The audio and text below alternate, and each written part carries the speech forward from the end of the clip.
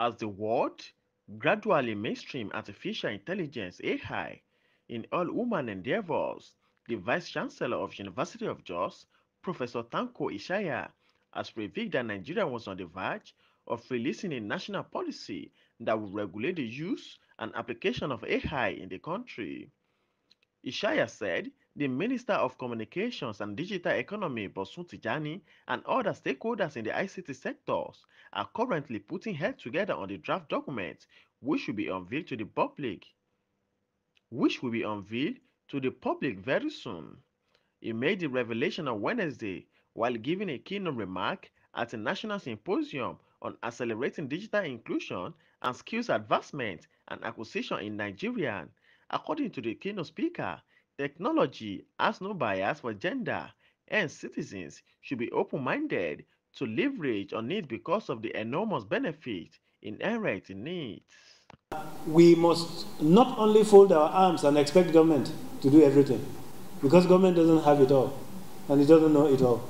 So there must be collaboration between public and private sector in order to invest, in order to need, to provide the needed infrastructure in this country.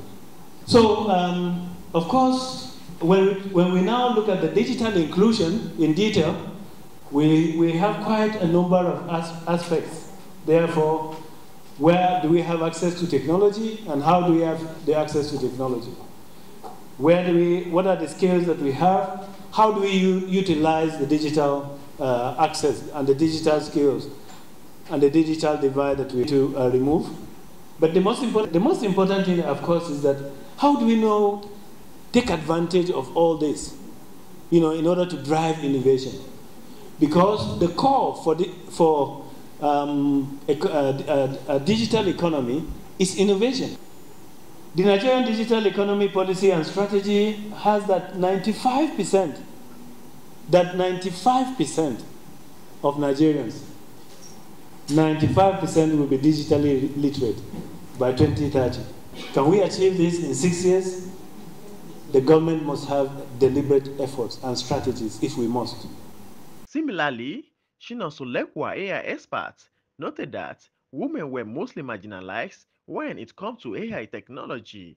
He stressed that the use of AI will aid in health, business, education, agriculture, and infrastructural development, and that it will help in creation and upgrading of jobs. We believe that an underexplored area of using the large language models to create assets is using the large language models, I beg your pardon, to create assets, especially for low-income women in developing countries who often have limited digital literacy or fluency in English, the dominant language, and have to create assets via low-end smartphones without the convenience and efficiency of a laptop or a desktop.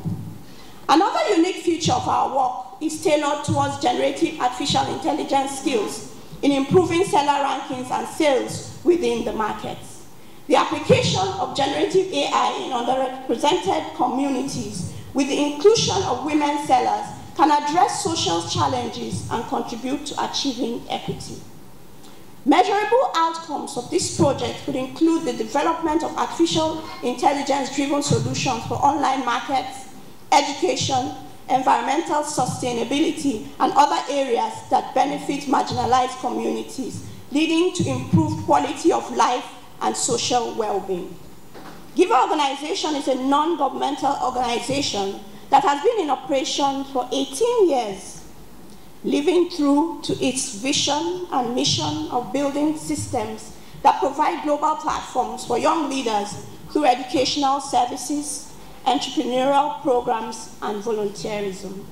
This symposium brings together a diverse group of individuals from the academics, professionals, policymakers, and women entrepreneurs, all united by a common goal to foster collaboration, encourage innovation, and drive progress in all spheres of digital endeavors.